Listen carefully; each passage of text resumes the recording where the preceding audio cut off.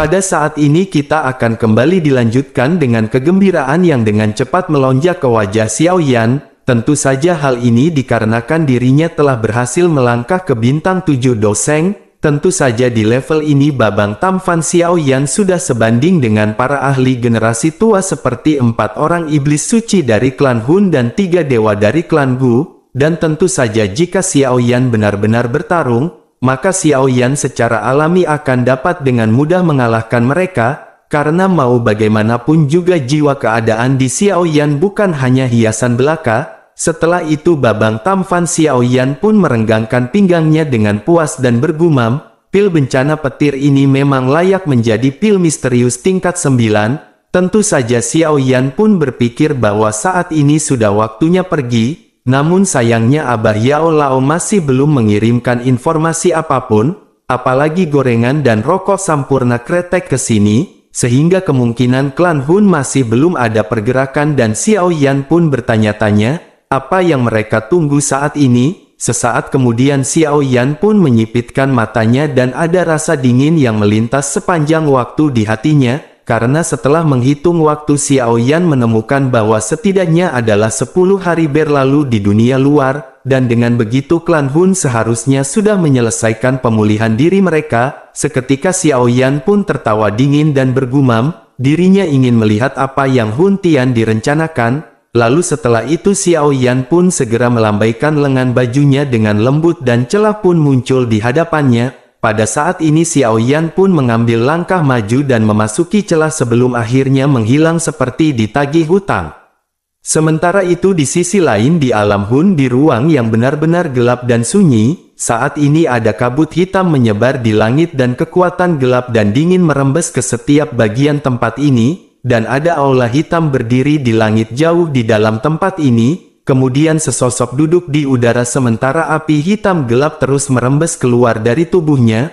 Lalu jika melihat dari kejauhan maka dirinya tampak seperti lubang hitam yang terus-menerus melahap segala apapun yang ada di dunia ini. Sementara itu ada banyak sosok hitam padat di bawah, dan pada saat ini satu demi satu kelompok cahaya telah terbang keluar dari dalam cincin penyimpanan mereka. Kemudian gugus cahaya itu transparan namun energi murni yang dapat menyebabkan ekspresi seseorang berubah terkandung di dalamnya, dan tidak terduga bahwa kelompok cahaya ini secara mengejutkan adalah esensi spiritual yang telah dikumpulkan oleh Hall of Soul.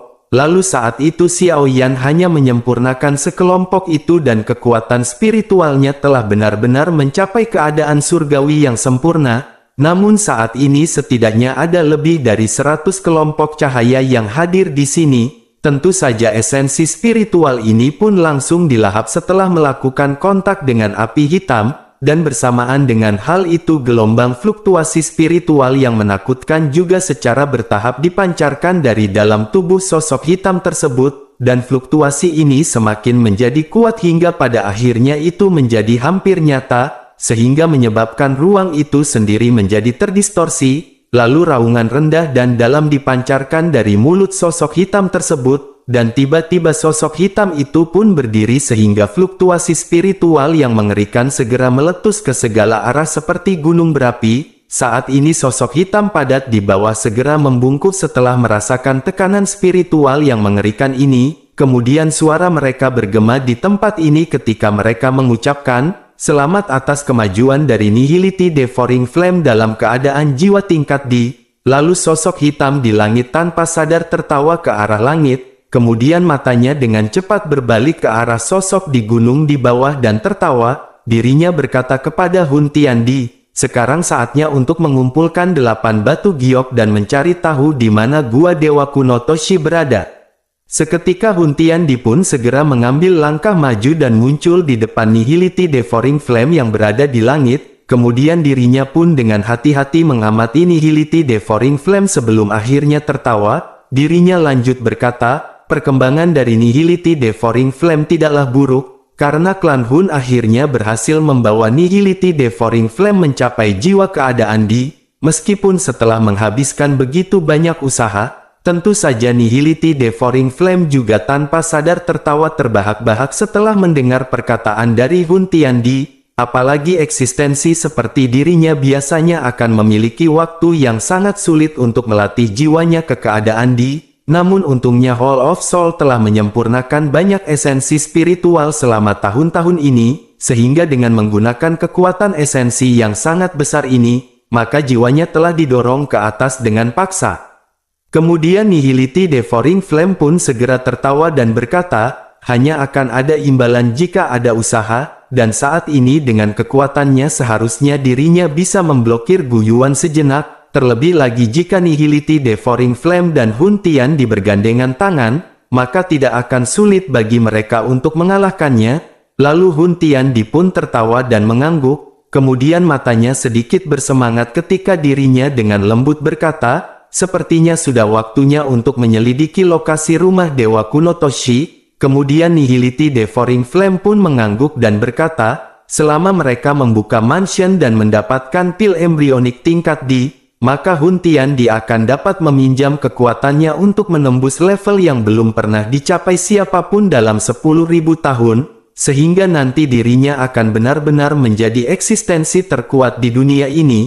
Namun Hun Tian juga tidak boleh lupa, jika ada juga sesuatu yang diteliti Nihility Devouring Flame butuhkan di dalam mansion tersebut, tentu saja hal ini adalah sesuatu yang telah menjadi kesepakatan mereka pada saat itu. Kemudian Hun Tian pun segera tertawa dan berkata, Nihility Devouring Flame bisa yakin, apalagi Nihility Devouring Flame dan klan Hun saling terkait erat dan mereka pasti tidak akan berbohong kepadanya, karena jika itu benar-benar seperti yang Nihility Devouring Flame katakan, lalu mansion memiliki sesuatu yang dirinya butuhkan, maka Hun Tian akan membantu mendapatkannya untuk Nihility Devouring Flame. Tentu saja Nihility Devouring Flame pun mengangguk puas setelah dirinya mendengar hal ini. Setelah itu senyum dingin yang terangkat di wajah Nihility Devouring Flame pun segera tersebar, dan matanya menoleh ke arah Hun Tian dan pada saat ini Hun Tian segera melambaikan lengan bajunya. Saat ini 8 batu Gyo kuno pun segera perlahan terbang keluar dari lengan bajunya,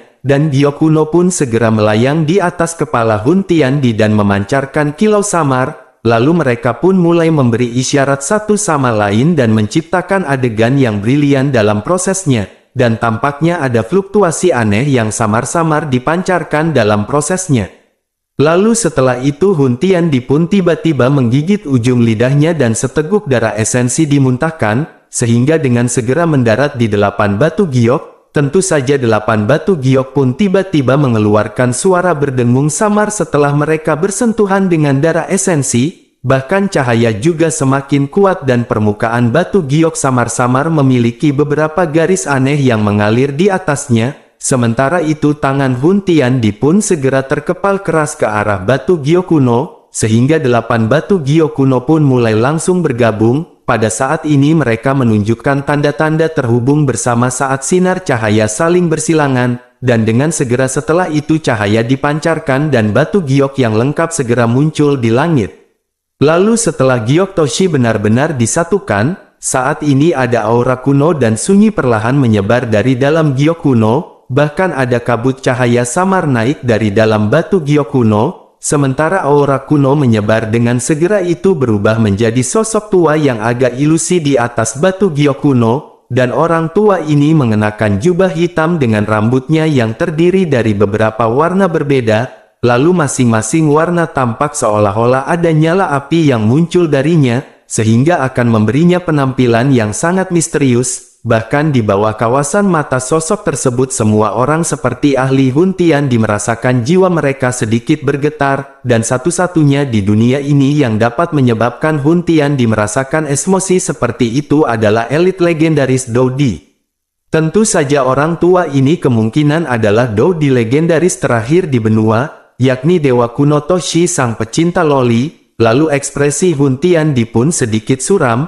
Jelas saja dirinya merasa sedikit marah pada emosi ini yang tidak bisa dirinya rasakan selama bertahun-tahun. Kemudian matanya sedingin es saat dirinya melihat sosok ilusi tersebut, dan tiba-tiba tangan Hun Tian pun segera meraih ke arah sosok tersebut, sehingga angin telapak tangan Hun Tian yang tajam segera menghantam sosok ilusi itu. Namun ekspresinya tiba-tiba berubah ketika serangan itu membuat kontak. karena dengan segera setelah itu kekuatan yang sangat menakutkan tiba-tiba dipantulkan, dan dituangkan ke tubuhnya sehingga membuatnya terbang ribuan meter, sedangkan Nihility Devouring Flame pun segera berbicara dengan suara yang dalam, sebaiknya Hun Tian berhati-hati, karena meskipun itu hanya sosok ilusi, itu mau bagaimanapun juga adalah sesuatu yang ditinggalkan oleh Dewa Kuno Toshi. Tentu saja ekspresi Hun Tian pun agak gelap dan serius saat dirinya berbalik, kemudian dirinya pun segera bertanya,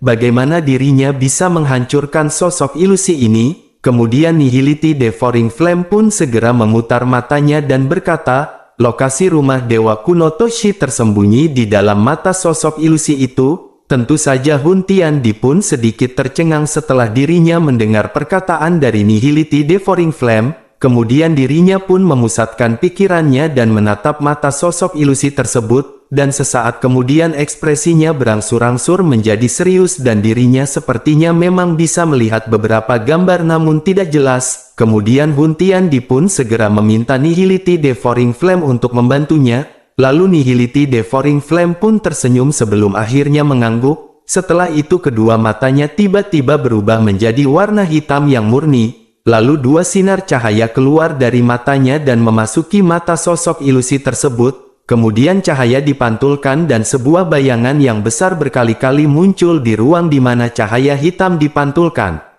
Tentu saja Hun Tian pun menyipitkan matanya dan menatap sosok yang ada di langit, karena itu adalah wilayah yang sangat luas dan asing. Bahkan secara sepintas orang dapat mengatakan bahwa wilayah ini tidak terletak di dataran tengah. Lalu Hun Tian pun mengerutkan kening dengan erat dan bertanya-tanya, di manakah tempat ini? Karena dari pemandangan ini lautan magma ini seharusnya berada di bawah tanah, namun masih mustahil untuk menemukan lokasi tepatnya hanya dengan gambaran ini saja. Lalu bayangan itu terus melangkah jauh ke dalam lautan magma dan dengan bertambahnya kedalamannya, lalu semacam makhluk misterius tiba-tiba muncul di dalamnya. Dan itu adalah sejenis kadal seperti makhluk dan ada keganasan di mata makhluk tersebut.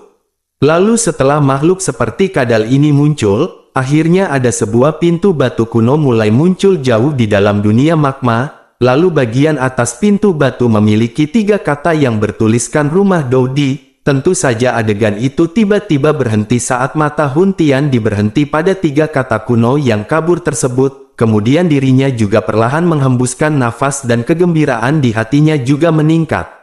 Sementara itu Nihility Devouring Flame pun memandang Hun Tian dan bertanya, bagaimana menurut Hun Tian?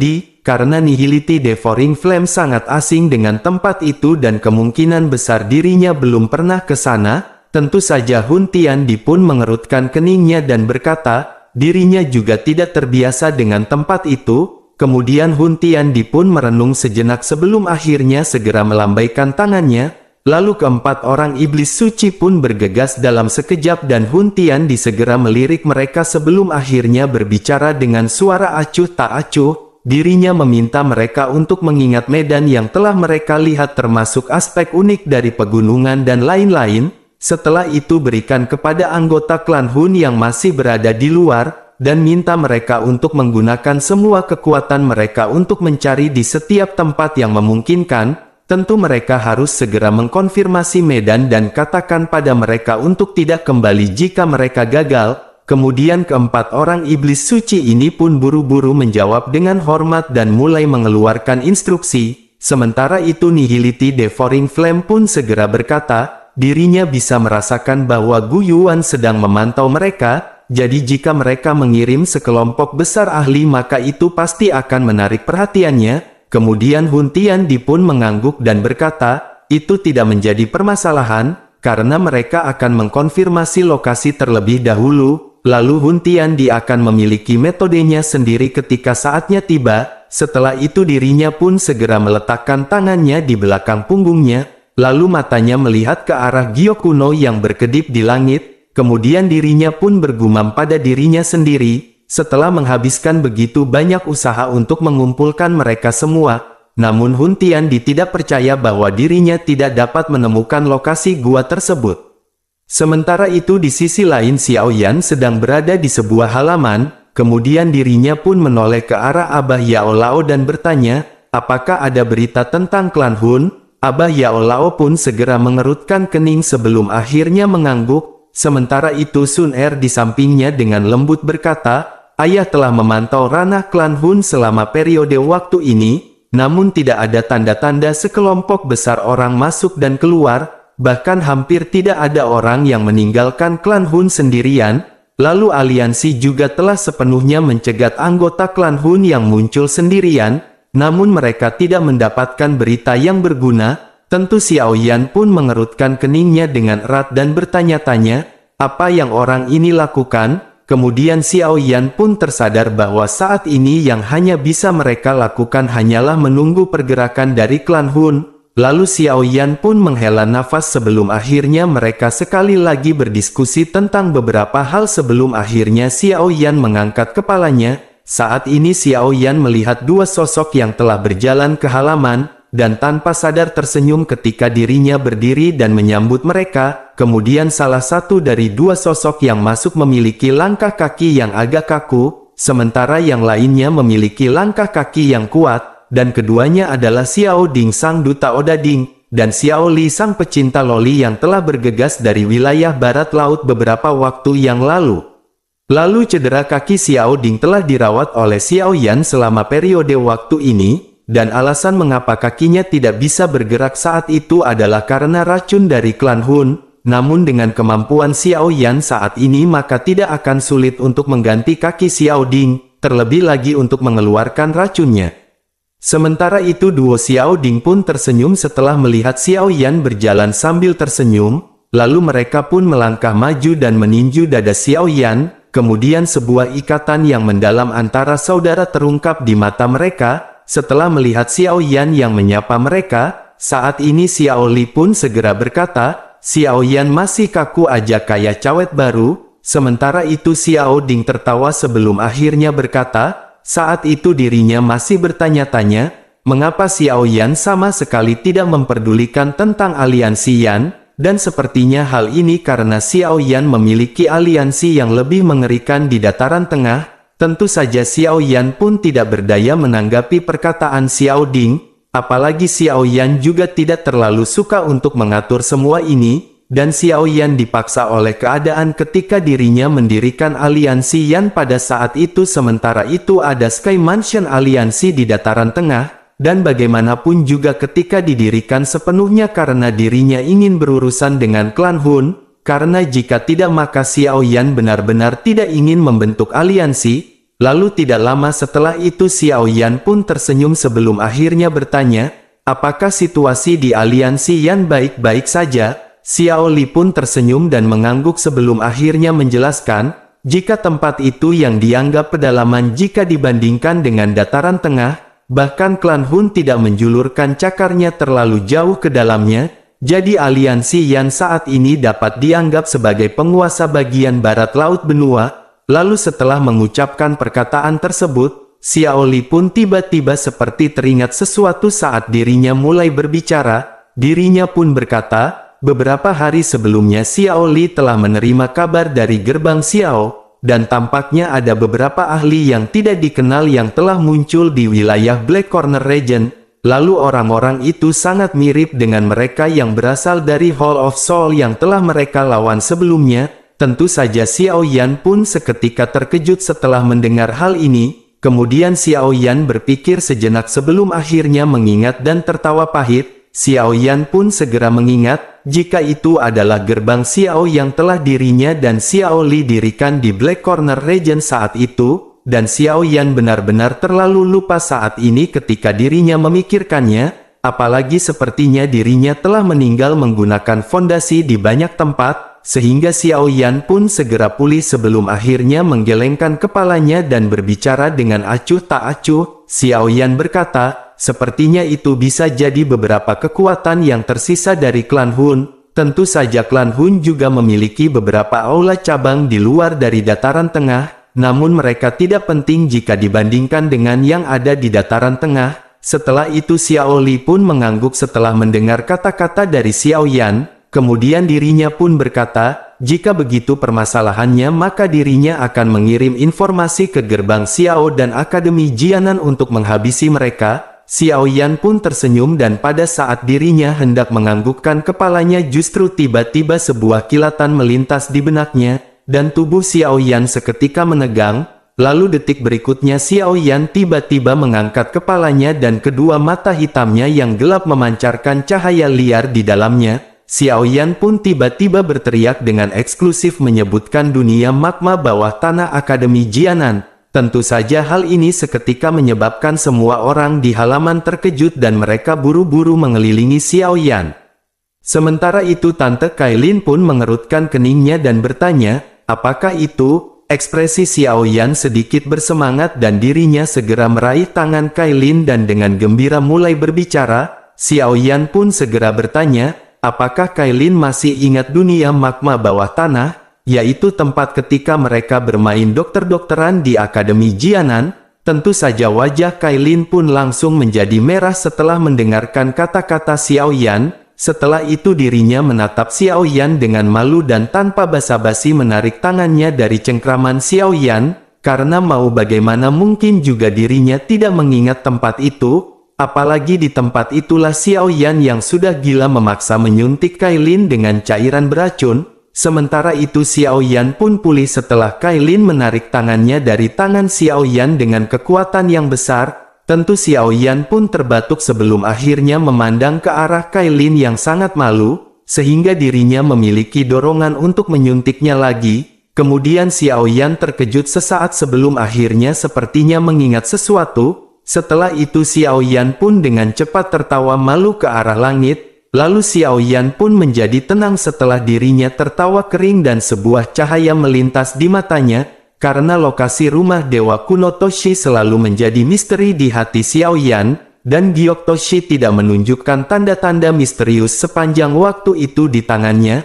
Namun ketika Xiao Yan berada di bawah magma pada saat itu, justru Giok pun menunjukkan adanya pergerakan. Dan di tempat itu Dewa Kuno Toshi telah menunjukkan reaksi aneh untuk pertama kali dan satu-satunya, jadi mungkin saja di tempat itu Xiao Yan dapat mengetahui beberapa informasi yang berhubungan dengan rumah Dewa Kuno Toshi. Saat ini Xiao Yan tidak ragu sedikit pun setelah memikirkan hal ini, kemudian dirinya pun segera berbicara dengan tegas, untuk meminta gurunya segera mencari 10 elit doseng dari pasukan aliansi untuk mengikuti Xiao Yan. Sementara itu Sun Er dan Kailin mereka juga harus mengikuti Xiao Yan. Tentu saja semua orang pun seketika terkejut setelah mendengar perintah tiba-tiba dari Xiao Yan. Kemudian mereka pun bertanya-tanya, kemanakah Xiao Yan akan pergi? Xiao Yan pun segera berbicara dengan suara yang dalam, jika dirinya akan pergi ke Akademi Jianan cabang kedua dari Warung Budayanti, karena jika Xiao Yan menebak dengan benar, maka tempat itu kemungkinan akan memiliki petunjuk ke rumah Dewa Kuno Toshi, dan kebetulan aliansi telah membangun lubang cacing yang menghubungkan wilayah barat laut saat itu, sehingga Xiao Yan akan memimpin beberapa orang dan meminta gurunya untuk melaporkan masalah ini kepada Paman Gu, kepala klan Lei Ying dan Yan Jin. Namun Xiao Yan juga tidak terlalu yakin tentang hal ini, oleh karena itu beritahu Paman Gu untuk tidak mengurangi pengawasannya. Namun begitu dirinya menemukan kelompok besar ahli dari klan Hun, maka mereka semua harus bergegas ke wilayah Black Corner Region. Setelah Xiao Yan selesai mengeluarkan instruksinya, akhirnya Xiao Yan pun dengan singkat mengucapkan selamat tinggal kepada Xiao Zhan sebelum memimpin Kailin dan Sun Er untuk pergi. Sementara itu Yao Lao dengan cepat menoleh dan dengan sikap serius dirinya berjalan menuju ruang pertemuan setelah melihat punggung ketiganya menghilang. Sementara itu di sisi lain di alam Hun, saat ini Hun Tian sedang duduk di kursi pemimpin di dalam aula besar yang memiliki nyala api hitam di dalamnya, kemudian dirinya melihat ke bawah ke arah semua sosok yang membungkuk di bawah, lalu matanya dengan acuh tak acuh dan bertanya, apakah ada berita? Kemudian salah seorang dari mereka pun segera berkata, setelah penyelidikan mereka selama periode waktu ini mereka telah menemukan 5 area yang mirip dengan tempat yang dijelaskan di peta. Setelah beberapa pengamatan yang cermat mereka telah menemukan bahwa ada satu tempat yang memiliki kesamaan terbesar, dan lokasi itu disebut dengan Black Corner Region. Meskipun saat ini ada banyak faksi yang hadir di tempat itu, namun medan umumnya benar-benar sama dengan yang ada di peta. Tentu saja Hun Tiandi pun perlahan berdiri dan matanya menyapu aula saat dirinya mulai berbicara. Dirinya segera bertanya, kelompok mana yang paling dekat dengan tempat itu? Kemudian salah seorang tertua segera berkata, Tetua Hun Yu tampaknya berada di wilayah itu, dan dirinya adalah penanggung jawab aula jiwa cabang Citayam. Hun Tiandi pun menjawab dengan suara samar, sebaiknya memberi dirinya perintah untuk memimpin semua anggota aula jiwa keluar untuk bergegas ke wilayah Black Corner Region, dan Tetua Hun Yu tentu mengerti apa yang harus dirinya lakukan, dan seorang ketua berpakaian hitam di bawah segera menjawab dengan hormat dan perlahan mundur. Setelah itu Hun Tiandi pun mengangkat kepalanya setelah melihat lelaki tua itu menghilang. Kemudian senyum di sudut mulutnya melebar setelah itu berubah menjadi tawa keras yang bergema di dalam aula, lalu dirinya pun segera berkata, akhirnya dirinya menemukan rumah Dewa Kuno Toshi yang menjual berbagai mainan anak. Sementara itu di sisi lain hari yang menggembirakan tiba ketika sekelompok siswa baru akan memasuki Akademi Jianan, sedangkan siswa yang lebih tua dipromosikan ke Akademi Dalam, oleh karena itu Akademi telah mengadakan upacara, sehingga seluruh akademi saat ini dipenuhi dengan suasana gembira, lalu lapangan terbuka tempat upacara diadakan pada dasarnya telah dipenuhi oleh banyak orang, bahkan ada beberapa panggung pertempuran besar yang ditempatkan di tengah lapangan terbuka, dan pada saat ini Doki terus meledak dari panggung pertempuran, sehingga seluruh akademi saat ini benar-benar dipenuhi dengan keaktifan yang seharusnya dimiliki oleh para pemuda. Lalu ada dua patung batu besar berdiri di tengah beberapa arena pertempuran, dan salah satunya adalah seorang lelaki tua sementara yang lain tampak muda dan tampan. Lalu usia patung pemuda tersebut seperti yang mirip dengan para siswa di sana, bahkan beberapa wanita muda yang dipenuhi dengan keaktifan mengelilingi seorang wanita tinggi dan cantik saat mereka bertanya dengan rasa ingin tahu. Mereka pun segera berkata, salah satu dari dua patung itu adalah milik kepala sekolah yang legendaris, akan tetapi yang satunya lagi milik siapa? Kemudian mata cantik wanita muda jangkung itu segera mengandung ekspresi aneh saat mereka melihat patung besar itu dan tertawa. Dirinya berkata, itu adalah orang yang paling menonjol dari Akademi Jianan. Jadi apakah mereka semua tahu tentang gerbang Xiao? Jika tahu maka gerbang tersebut telah didirikan oleh senior ini, dan alasan mereka berhasil melewati wilayah Black Corner saat menuju ke sini adalah karena gengsi dari gerbang Xiao, dan jika itu di masa lalu maka akan ada beberapa siswa baru yang sekarat di wilayah Black Corner setiap tahunnya. Kemudian seorang wanita segera bertanya sambil tertawa, pria ini tampaknya sangat perkasa, jadi di manakah senior ini pada saat ini? Kemudian sosok wanita senior pun segera berkata, dirinya sudah lama meninggalkan Akademi Jianan, bahkan terakhir kali dirinya mendengar sesepuh mengatakan, jika senior telah menuju ke dataran tengah, dan itu adalah tempat yang konon dipenuhi dengan para ahli, oleh karena itu mereka semua harus melupakan angan-angan mereka. Sementara itu di sisi lain Sukian di panggung yang menjulang melihat suasana yang hidup di lapangan terbuka, kemudian wajah tuanya memiliki senyum kecil di atasnya. Lalu setelah itu dirinya mengangkat kepalanya dan melihat dua patung di tanah terbuka, dan sudah puluhan tahun sejak dirinya terakhir kali bertemu dengan keduanya. Kemudian Sukian pun bergumam pada dirinya sendiri, dirinya ingin tahu bagaimana keadaan Xiaoyan sekarang, dan jika mengingat bakat dan kemampuannya, maka kemungkinan pencapaiannya akan cukup besar. Bersamaan dengan itu sebuah suara tiba-tiba ditransmisikan dari belakang Sukian, sehingga dirinya pun segera berbalik dan tanpa sadar tersenyum. Saat ini ada tiga sosok di belakang Sukian, dan mereka adalah dua wanita dan seorang pria. Lalu salah satu wanita itu mengenakan jubah instruktur, dan mereka bertiga dapat dianggap sebagai individu paling menonjol di Akademi Jianan,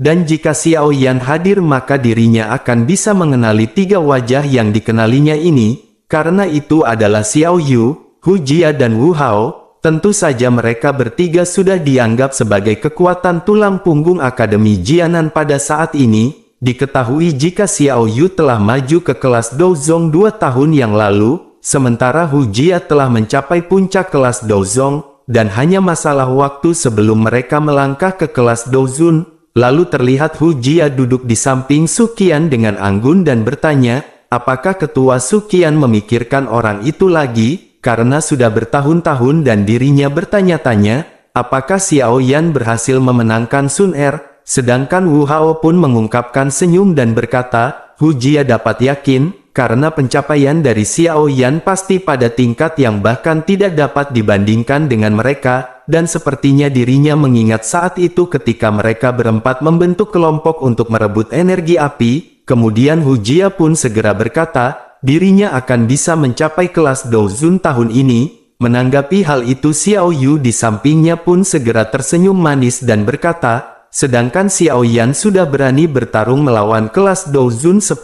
tahun yang lalu. Sementara itu Su Qian pun tersenyum dan berkata, mereka sudah tumbuh begitu besar, akan tetapi mereka masih berperilaku seperti dahulu.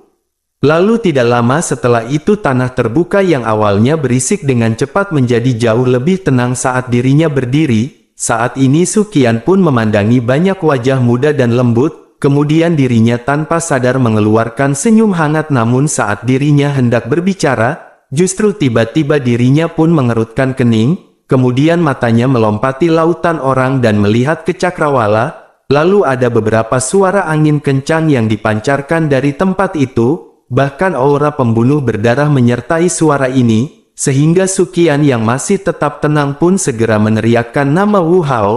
Lalu Wu Hao pun segera berdiri dan tubuhnya perlahan naik ke langit, lalu dirinya berbicara dengan suara yang dalam. Dirinya memerintahkan satuan penegak hukum, pemuda pemburu janda, pemuda pemburu nasi kotak, pemuda tongkrongan Bude Yanti, pemuda Pancasila dan semua tetua untuk tetap waspada. Sedangkan suara angin kencang pun muncul bersamaan dengan suara Su Qian yang baru saja terdengar. Saat ini banyak sosok dengan cepat muncul di sekitar lapangan terbuka, dan mata mereka berhati-hati saat mereka melihat ke arah langit. Tentu saja adegan tiba-tiba ini juga sangat mengejutkan bagi para siswa, namun mereka tidak berubah menjadi keributan setelah ditenangkan oleh banyak instruktur. Sementara itu Su Qian yang bau menyan melihat sosok hitam di langit dan sedikit mengerutkan keningnya, kemudian dirinya berkata, hari ini adalah perayaan yang menggembirakan dari Akademi Jianan mereka dan tidak nyaman bagi mereka untuk menerima orang luar. Oleh karena itu dirinya berharap mereka semua yang baru saja hadir bisa memaafkan mereka. Tentu saja Su Qian bisa merasakan aroma darah yang pekat dari orang-orang ini, dan setelah merasakan aura tersebut seketika hati Su Qian pun langsung tenggelam. Sementara itu pemimpin pasukan tersebut pun tanpa sadar tersenyum sedikit setelah mendengarkan kata-kata Su Qian, kemudian dirinya perlahan membuka jubahnya dan memperlihatkan wajah keriput. Lalu dirinya melirik ke arah Su Qian dan suaranya mengandung jejak riak saat dirinya mulai berbicara. Dirinya memerintahkan agar Su Qian membawa semua orang dan tinggalkan wilayah Black Corner dalam waktu 2 jam. Tentu saja ekspresi semua orang pun berubah pada saat ini ketika Su Qian mulai membuka mulutnya dan berbicara dengan suara yang dalam. Su Qian pun berkata, seseorang tidak boleh bercanda dengan cara yang seperti itu. Meskipun begitu saat ini Su Qian juga menyadari kekuatan dari orang ini, karena jika tidak Su Qian mungkin sudah menyerang dengan marah. Sementara itu pria berjubah hitam itu pun berbicara dengan suara yang acuh tak acuh. Saat ini dirinya berkata, jika itu masih tidak cukup maka yang bisa dirinya lakukan hanyalah membunuh mereka semua. Dan seketika ada kemarahan melompat di mata semua orang setelah mendengar kata-kata tersebut. Sementara itu seseorang di samping lelaki tua berjubah hitam di langit tiba-tiba menuju ke arah patung di bawah, dan dirinya pun segera berkata kepada tetua Hun Yu, patung itu sepertinya adalah bocah bernama Xiao Yan yang dulunya mempunyai hobi berburu janda. Tentu saja ekspresi Hun Yu pun seketika menjadi suram, kemudian dirinya segera mengingat bahwa Xiao Yan adalah orang yang telah menghancurkan Hall of Soul-nya. Sehingga dirinya pun dengan marah menatap patung itu dan dengan segera mengeluarkan tawa aneh. Lalu dirinya segera berkata, awalnya dirinya berencana untuk mempertahankan kebaikan, namun tidak disangka patung orang itu berada di sini, dan karena ini permasalahannya maka sepertinya dirinya harus mengubah tempat ini menjadi pertumpahan darah. seketika Hun Yu pun segera memerintahkan pasukannya agar mengubah tempat ini menjadi pertumpahan darah, lalu jangan biarkan siapapun dari mereka tetap tinggal di sini.